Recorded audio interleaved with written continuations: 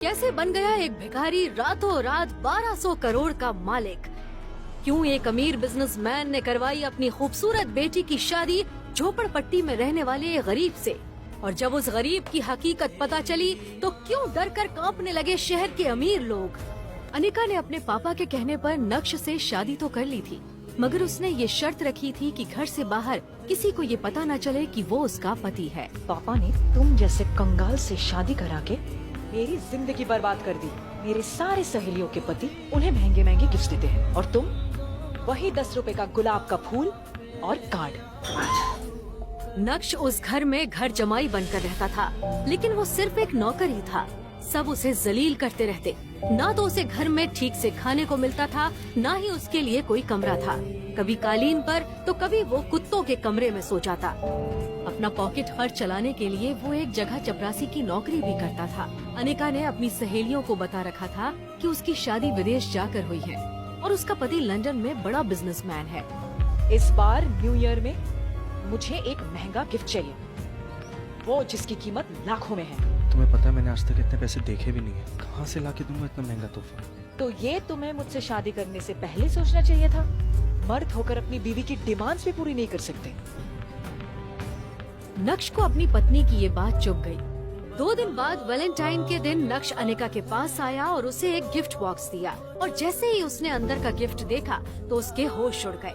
ये तो जिमी शू के सैंडल्स हैं। ये तो 10 लाख के आते हैं। ये तुम कहाँ से लाए? वो दरअसल ये ओरिजिनल नहीं है, बल्कि उसी महंगे सैंडल्स की कॉपी है। मैंने मार्केट से खरीदी है। ये नकली है। नकली? पर सैंडल्स की क्वालिटी देखकर अनिका को नक्श पर थोड़ा शक हुआ, क्योंकि वो सैंडल्स एकदम ओरिजिनल लग रहे थे। एक्चुअली आप मिस्टर भानुशाली के दोस्त हैं? मिस्टर भानुशाली? नहीं, मैं उन्हें नहीं जानती हूँ, पर तुमने ऐसा क्यों पूछा? मैम, आपके हाथ में ये जो बैग है ना, ये जिमी शू सैंडल का बैग है। मैं आए? ये स्पेशल एडिशन सैंडल है मैम। इसकी कटिंग, इसका डिजाइन, इसका लोगो नकली बनाना इम्पॉसिबल है। ये इंडिया में कल दूसरा पीस ही बिका है जो मिस्टर भानुशाली ने खरीदा। क्या नक्श ही है मिस्टर भानुशाली, या नक्श ने चुराए हैं ये सैंडल्स? कहाँ से आए हैं ये लाखों के सैंडल्स बेरोजगार नक्श के पास? क्या है नक्श की असलियत? अगर वो इतना अमीर है तो क्यों रहता है अपनी ससुराल में घर जमाई बनकर? ये सब कुछ अब अनिका के दिमाग में चल रहा था, पर उसे विश्वास था कि कुछ न कुछ जुगाड़ करके नक्श ये सैंडल्स उसके लिए लाया होगा। कुछ दिन बाद अनिका उस सैंडल्स को भूल गई।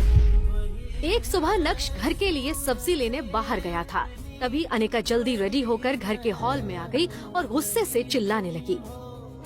मम्मी, नक्श कहाँ है? ये आदमी ना हमेशा काम के समय गायब हो जाता है। मैं सोच रही थी इसे अपने ऑफिस लेकर चलूं आज, पर ये महाशय तो घर पे है ही नहीं। नक्श, कहाँ थे तुम? वो सब्जी। मैं आज तुमको आखिरी मौका दे रही हूँ। मेरे साथ ऑफिस चलो और वहाँ कुछ काम करो। यहाँ घर बैठे बैठे तुम कागचोर बन गए हो। अभी चलो, तुम्हारी वजह से वैसे ही मैं लेट हो चुकी हूँ। मेरा बैग लेके आना।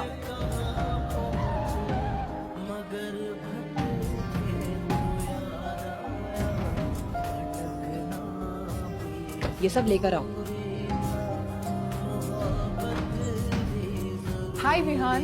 यार अनिका, कहाँ रह गई थी तुम?